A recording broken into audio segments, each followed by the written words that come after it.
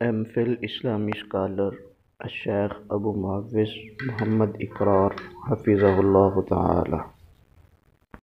آیات تلاوت کی ہیں، آیت نمبر 127 اور 128۔ یہاں سے ابراہیم علیہ السلام کی وہ ڈیوٹی جو اللہ تعالیٰ نے لگائی تھی، اور سیدنا ابراہیم علیہ السلام کا اللہ سے دعائیں کرنا کہ کون کون سی انہوں نے دعا مانگی اور کس طرح سے وہ دعا قبول ہوئی، اور دعا کی قبولیت کی شرائط کیا ہے، انشاءاللہ آج ان آیات کی روشنی میں دیکھیں گے۔ پہلے ترجمہ پڑھیں گے انشاءاللہ۔ وَإِذْ يَرْفَعُ، واو کا مطلب اور، از جب، از اور اذا یہ یاد رکھ لیں، بہت دفعہ استعمال ہوا ہے اور اس کا مطلب ہوتا ہے جب۔ وَإِذْ اور جب، یرفع، رفع یرفع کا مطلب ہوتا ہے بلند کرنا، اوپر اٹھانا، ٹھیک ہے، جیسے رفع الیدین ہے، ہاتھوں کو اوپر اٹھانا، ٹھیک ہے۔ یرفع بلند کر رہے تھے، اٹھا رہے تھے، ابراہیم علیہ السلام القواعد، قواعد قاعدہ ان کی جمع ہے، قواعد، اور بیس کو، بنیاد کو قاعدہ کہا جاتا ہے۔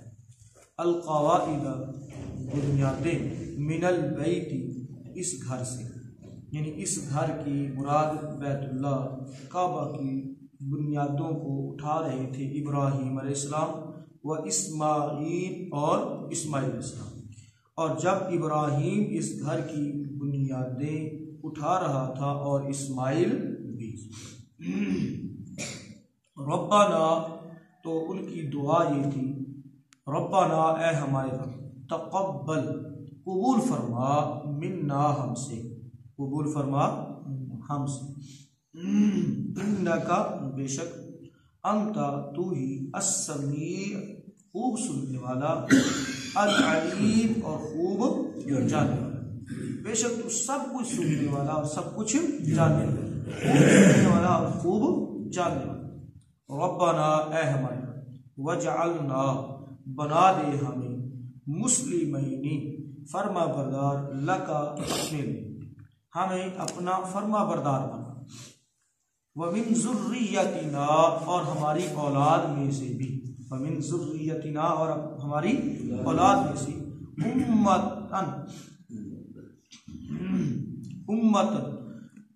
امت بنا، مسلمۃ لک اپنے لیے فرما بردار، یعنی ہماری اولاد میں سے بھی ایک امت اپنے لیے فرما بردار بنا۔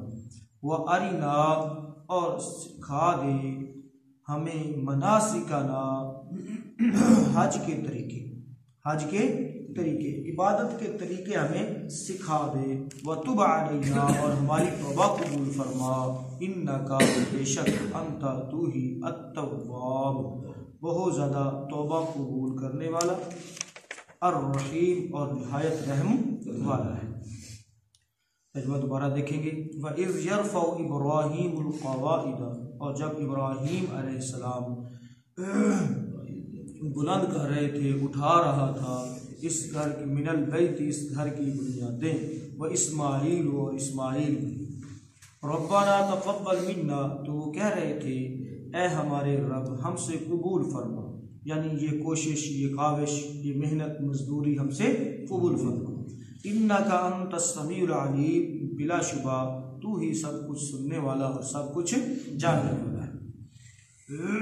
ربنا اے ہمارے رب، وجعلنا بنا دے ہمیں، مسلمین لکا اپنے لیے فرما بردار، یعنی ہم دونوں کو، باپ بیٹا کو اپنے لیے فرما بردار بنا، ومن ذریتنا امتا مسلمۃ لک اور ہماری اولاد میں سے بھی ایک امت اپنے لیے فرما بردار بنا، وَأَرِنَا مَنَاسِكَنَا اور ہمیں ہماری عبادت کے طریقے سکھا دے ہمیں ہمارے عبادت کے طریقے، کیسے تیری عبادت کرنی ہے، کیسے جو ہے حج ادا کرنا ہے، مناسک حج ہمیں سکھا دے، وَتُبْ عَلَيْنَا اور ہماری توبہ قبول فرما، اِنَّكَ أَنْتَ التَّوَّابُ الرَّحِيمُ بے شک تو ہی بہت زیادہ توبہ قبول کرنے والا اور نہایت رحم والا ہے۔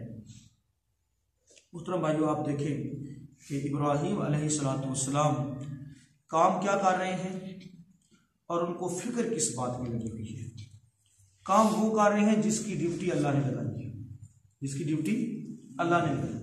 اب جس کام کی ڈیوٹی اللہ نے لگائی ہے، کیا خیال ہے اس کے قبول ہونے میں کوئی شک ہو سکتا ہے کہ اللہ تعالیٰ خود کہہ رہے ہیں کہ اس کام کو کرو، اب وہ کر رہے ہیں، لیکن پھر بھی ان کو فکر کس بات کی ہے کہ یا اللہ ہم سے یہ کیا کر لے، قبول فرما لے، ہم سے یہ قبول فرما لے۔ تو پتہ چلا عمل کر لینا کوئی بڑی بات نہیں ہے، عمل کر لینا کوئی بڑی بات نہیں ہے، بڑی بات یہ ہے کہ وہ کیا ہو جائے، قبول ہو۔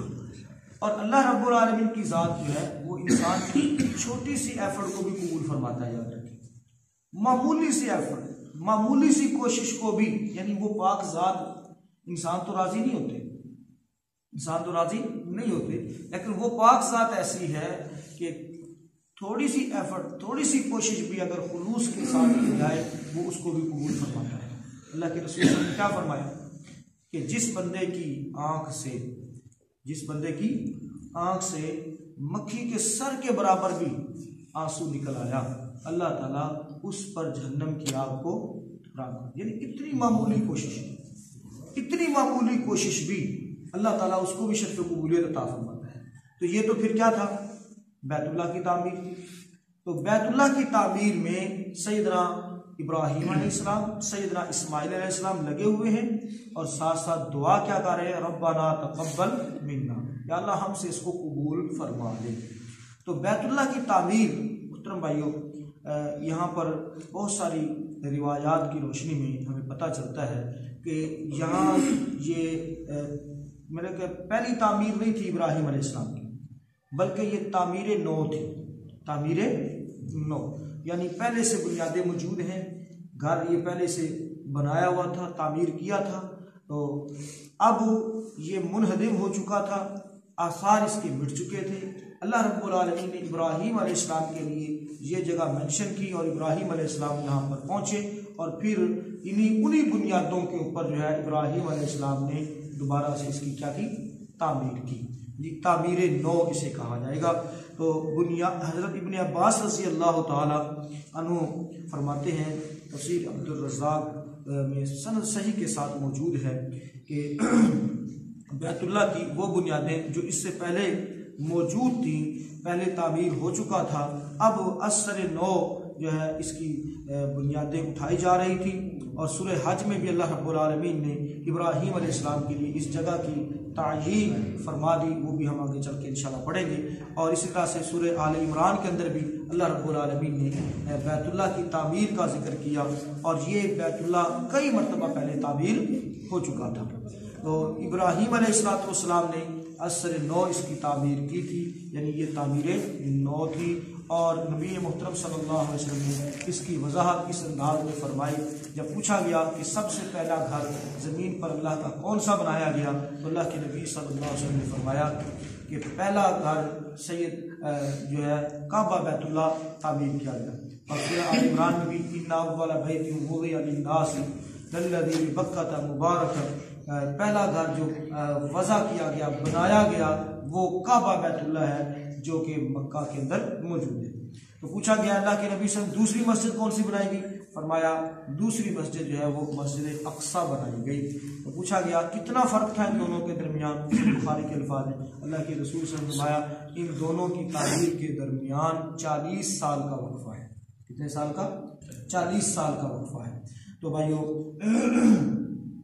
پیارے پیغمبر جناب محمد رسول اللہ صلی اللہ علیہ وسلم جب 35 سال کی عمر میں تھے تو اس وقت بھی کعبے کی ایک تعمیر ہوئی ہے، اور کعبے کی تعمیر میں مشرکین نے ایک بہت بڑا خیال رکھا، یعنی قریش جو کہ اس کے متولی تھے، انہوں نے یہ عہد کیا تھا کہ ہم کعبے کی تعمیر میں صرف اور صرف رزق حلال کا استعمال کریں گے۔ کس کا استعمال کریں گے؟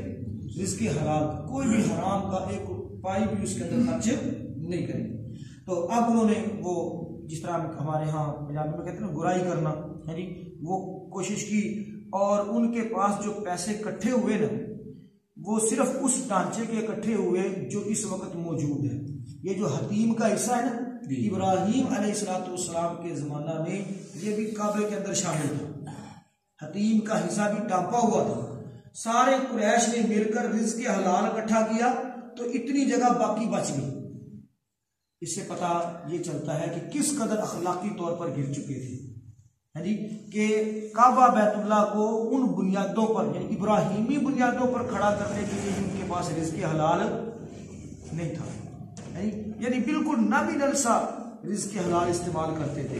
تو رزق حلال جب انہوں نے اکٹھا کیا، حلال کمائی اکٹھی کی، تو یہ اتنی جگہ جو ہے وہ باقی رہ گئی. صرف اتنی جگہ کو چھت سکے، اتنی جگہ پر چھت ڈال سکے جو اس وقت موجود ہے.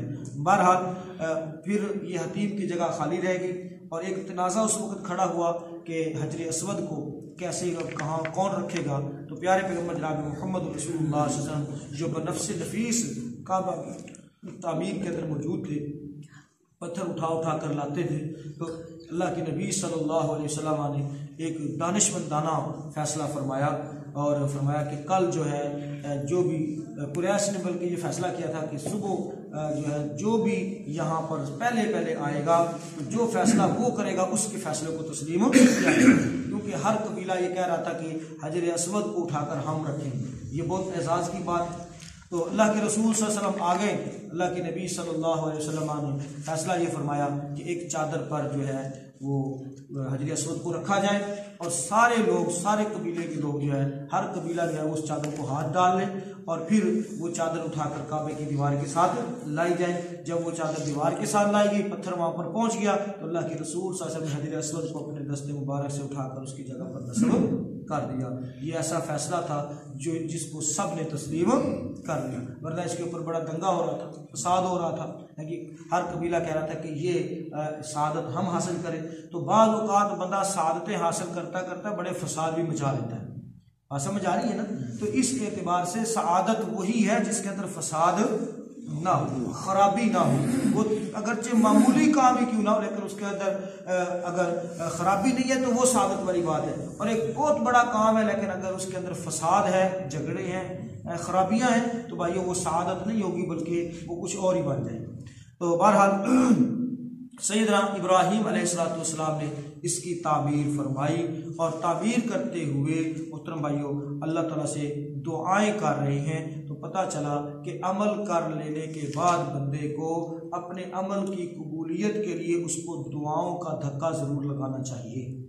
دعاؤں کا دھکا ضرور لگانا چاہیے. ہم عمل کرتے ہیں اور سو جاتے ہیں، کیا خیال ہے؟ بلکہ بعض اوقات عمل کر کے حالانکہ اس عمل کو مسلسل جاری رکھنا چاہیے، ہم تھک جاتے ہیں. جیسا کہ آپ دیکھتے ہیں رمضان المبارک میں، ہاں جی، نمازیں، تراویح، سب کچھ ہم جو ہے وہ باجماعت ادا کر رہے ہوتے ہیں اور جو ہی رمضان ختم ہوتا ہے تو ہم بالکل جناب مطلب تھک گئے ہیں تو بس ہوں ریسٹ کر لگے ہیں، پورے 11 مہینے ریسٹ کرنا ہے تو پھر اگلے سال پھر آ جائیں.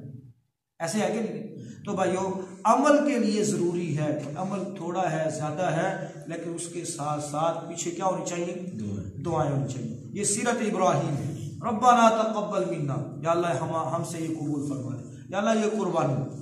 تو بھائیو یاد رکھیے جو سیدنا ابراہیم علیہ السلام، حالانکہ ان کی قربانیاں دیکھیں، ان کی ایفرٹ دیکھیے، کوشش دیکھیے، ان کی عبادتیں دیکھیے، پھر بھی ان کو فکر کس بات کی ہے کہ کہیں ریجیکٹ نہ ہو جائیں، کہیں ریجیکٹ نہ ہو جائیں. اور ہم دوسری طرف ہم ہیں اتنے بے خوف ہیں کہ عمل کر کے اس میں دکھاوا بھی ہے، اس میں بڑا کچھ ہے، پھر بھی ہم کیا ہے مطمئن ہے کہ بس ایسے کر سکتے ہیں تو ہوں اللہ پاک نے قبول کرنا ہی کرنا ہے جی. یعنی ایسے عمل کریں جیسے ہم اللہ پر منت لگا لیں. تو بھائیو یاد رکھیں عمل کر لینے کے بعد اس خوف میں رہنا ہے نہیں کہ اللہ رب العالمین ہو سکتا ہے اس کو نہ قبول کرے. امید تو اچھی رکھنی ہے لیکن دعا ضرور کرنی ہے، دعا ضرور کرنی ہے تاکہ وہ عمل اللہ کی بارگاہ میں قبول ہو. اور دعا کرنے کے آداب میں یہ بات شامل ہے کہ اللہ تعالیٰ کو اس کے صفاتی ناموں سے پکارا جائے. السمیع، العلیم، یہ اللہ کے صفاتی نام ہیں. یہ اللہ کے کیا ہیں؟ صفاتی نام. لیکن افسوسناک بات یہ ہے کہ ہم سیرت ابراہیم، سیرت محمد صلی اللہ علیہ وسلم سے یکسر جو ہے غفلت میں ہیں اور جب دعا کرتے ہیں تو پتہ نہیں کہاں کہاں کے واسطے اور وسیلے ملا کر دعا کرتے ہیں اور پھر بعد میں کہتے ہیں وہ جی کام نہیں سارا بنیا، بڑی دیر ہو گئی ہے، بڑی کوشش. بھائی جو دعا کے آداب ہیں وہ تو کم از کم اختیار کر لو. دعا کے آداب میں محترم بھائیوں پہلے عمل ہے پھر دعا ہے. پہلے عمل ہے پھر کیا ہے؟ دعا ہے. اور دوسرا ادب اس کا کیا ہے؟ دوسرا ادب یہ ہے کہ اللہ تعالیٰ کو اس کے صفاتی ناموں کے ساتھ پکارا جائے. ربنا تقبل منا انک انت السمیع العلیم.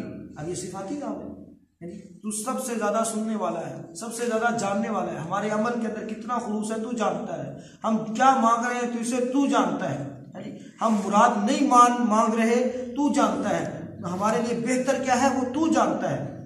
تو بھائیو العلیم السمیع یہ اللہ کے صفاتی نام. تو وَلِلَّهِ الْأَسْمَاءُ الْحُسْنَى فَادْعُوهُ بِهَا. اللہ کے بڑے اچھے نام ہیں، ان ناموں کے ساتھ اس کو پکارا کرو. تو یہ دعا کی آداب میں دوسرا ادب ہے کہ اللہ تعالیٰ کو اس کے صفاتی ناموں کا واسطہ دیا جائے تو دعا قبول ہوگی. اور باقی جو ہم واسطے وسیلے اور پتہ نہیں کیا کیا دینے کے چکر میں پڑ جاتے ہیں تو بھائیو یہ دعا کے آداب نہ قرآن نے سکھائے ہیں نہ پیارے پیغمبر جناب محمد رسول اللہ صلی اللہ علیہ وسلم نے سکھائے ہیں، یہ ہمارے اپنے من گڑت ہیں جی. اور پھر نظریہ کیا ہے کہ ساڈی سندا نہیں تے انہاں دی موڑدا نہیں. یہ جس جہاں کے واسطے وسیلے ہم لے کر آتے ہیں نا تو کیا نظریہ ہوتا ہے؟ ساڈی سندا نہیں تے انہاں دی موڑدا نہیں، یعنی ساڈی انہاں دے اگے تے انہاں دی پھر اگے. بھئی اللہ رب العالمین تو انسان کے اتنے قریب ہے، نحن اقرب الیہ من حبل الورید. ہم تو انسان کی شارک سے بھی زیادہ قریب ہے، یہ اللہ رب العالمین نے فرمایا. تو جب اتنا قریب ہے پھر عام طور پر مثالیں وہ گھسی پٹی مثالیں جی جن میں کا کوئی سر پیر نہیں. دیکھو جی وڈے افسر نو ملنا ہوئے تو چپڑاسی نو ملنا پہندا ہے، کوٹھے چڑھنا ہوئے تو پوڑی لانی پہندی. بھئی اللہ تعالیٰ نے کیا فرمایا؟ میں تمہاری شارک سے بھی زیادہ قریب، ایتھے لاؤ پوڑی نہ مڑکا ٹوٹے تو پھر آخری ایتھے پوڑی دی لوڑ ہے. ٹھیک ہے، تو یہ ہے محترم بھائیو، یعنی ہم اللہ رب العالمین کے لیے بھی وہ مثالیں بیان کریں، حالانکہ اللہ کے لیے کوئی مثال بیان نہیں کرنی چاہیے. فلا تضربوا للہ الامثال، اللہ کے لیے مثالیں بیان نہ کرو. لیس کمثلہ شیء، اس کے مثل تو کوئی چیز ہے ہی نہیں، ہے نہیں، وہ بے مثل بے مثال ہے. تو اب اس کے لیے ہم وہ گھسی پٹی مثالیں دیں کہ جناب کنڈا کھٹکھٹانا پڑتا ہے، یہ کرنا پڑتا ہے، وہ کرنا پڑتا ہے، چپڑاسی. بھئی اللہ تعالیٰ کو مخلوق کے مشابہ کر رہے ہیں. اللہ تعالیٰ ایسے ہے جیسے مخلوق سنتی ہے، اللہ تعالیٰ ایسے ہے جیسے مخلوق کام کر نہیں. محترم بھائیو اللہ کی تو کوئی مثال نہیں ہے. لہٰذا دعا کے آداب میں پہلے کیا ہے؟ عمل ہے. اچھا بعض اوقات ہم صرف عمل نہیں کرتے، صرف دعائیں کرتے رہتے ہیں. عمل نہیں کرتے، صرف دعائیں کرتے رہتے ہیں. اور بعض اوقات ہم عمل پر اتنا کانفیڈنس ہوتا ہے کہ ہم دعائیں چھوڑ دیتے ہیں. تو یاد رکھیے محترم بھائیو، اسباب کو اختیار نہ کرنا اور صرف دعاؤں پر تکیہ کرنا یہ بھی حماقت ہے، اور اسباب کو اختیار کر کے دعاؤں سے روح گردانی کرنا یہ بھی کوئی اچھی بات نہیں. دونوں چیزیں ساتھ ساتھ چلیں گی. اور پھر اللہ تعالیٰ کو صفاتی ناموں کے ساتھ پکارنا. آج ہم انشاءاللہ بس اسی پر اکتفا کرتے ہیں کہ دعا کی قبولیت اور دعا کے جو آداب ہیں یہ دو چیزیں انشاءاللہ ہم نے سامنے رکھنی ہے. اسباب کو اختیار کرنا ہے، اعمال ہاتھ پر ہاتھ رکھ کے نہیں بیٹھنا. ٹھیک ہے، اگر ہاتھ پر ہاتھ رکھ کر بیٹھنے سے عمل یا کام ہو جاتے تو پھر اللہ کے رسول صلی اللہ علیہ وسلم نہ بدر میں نکلتے، نہ احد میں نکلتے، نہ احزاب میں نکلتے اور ساروں کو اکٹھا کر کے تسبیح پھڑا چھڑ دے ایتھے بہو اللہ اللہ کرو تے اللہ تعالیٰ نے سب کو کافروں کو کنجی جناب انہوں نے تو 5 کیڑے پا چھڑنے. نہیں سمجھ رہی بات؟ ایسا تو ہوا ہی نہیں. اللہ کے رسول صلی اللہ علیہ وسلم نے دعا بھی کب کی ہے؟ جب 313 کو میدان بدر میں کھڑا کر دیا اور پھر اللہ کے نبی صلی اللہ علیہ وسلم دعا کے لیے کھڑے ہو گئے اور اتنی دعا کی کہ کالی کملی جس کی قسمیں ہم اٹھاتے ہیں وہ کملی جو ہے محترم بھائیو نیچے گر پڑتی تھی. ابو بکر رضی اللہ تعالیٰ عنہ مجبور ہو گئے اور کہنے لگے اللہ کے نبی اب بس کر دیجیے، اب کیا کر دیجیے؟ بس کر دیجیے. اللہ آپ کی کوشش کو ناکام نہیں کرے گا، اللہ آپ کی دعاؤں کو رد نہیں کرے گا، اب بس کر دیجیے. یہ کب کیا؟ جب 313 کو لا کر میدان میں کھڑا کر. اب 313 تو ادھر مسلح پہ بٹھائے رکھتے اور دعائیں کیے رکھتے. نہیں محترم بھائیو، پہلے کوشش ہے، پھر اس کے بعد کیا ہے؟ دعا ہے. اور پھر دعا کے اندر بھی خالصۃ اللہ کو پکار، یا اللہ میں 313 کو لے کر نکلا ہوں تیرا حکم پا کر کے. اگر یہ مر گئے، کٹ گئے، شہید ہو گئے تو تیرا دنیا میں نام لیوا کوئی نہیں ہوگا. اس زبان سے کہتا ہوں جس کی ضمانت تو لیتا ہے. وما ينطق عن الهوى ان هو الا وحی یوحى. اس زبان سے کہتا ہوں جس کی ضمانت تو لیتا ہے۔ ہاں اللہ کے رسول صلی اللہ علیہ وسلم نے محترم بھائیو جب اس طرح انداز سے دعائیں کی، اللہ کو اس کی ربوبیت کے، اس کی رحیمیت کے، اس کی جو ہے قدرت کے واسطے دیے، تو پھر اللہ تعالیٰ نے کیا فرمایا؟ اے محمد صلی اللہ علیہ وسلم جو میرے ہیں میں ان کا ہوں، اور جن کا میں ہوں ان کا کوئی بال بھی کا نہیں کر سکتا، ان کا کوئی بال بھی ٹیڑھا نہیں کر سکتا۔ تو بھائیو یہ ہے دعا، یہ کیا ہے؟ دعا۔ خالی صرف دعاؤں کے اوپر بیٹھے رہنا اور عمل سے روگردانی کرنا، عمل سے پیچھے رہنا، تو بھائیو یہ کوئی عقل مندی نہیں ہے۔ اللہ تعالیٰ سے دعا کرتے ہیں اللہ رب العالمین بات کو سمجھنے کی، عمل کی توفیق عطا فرمائے۔ واخر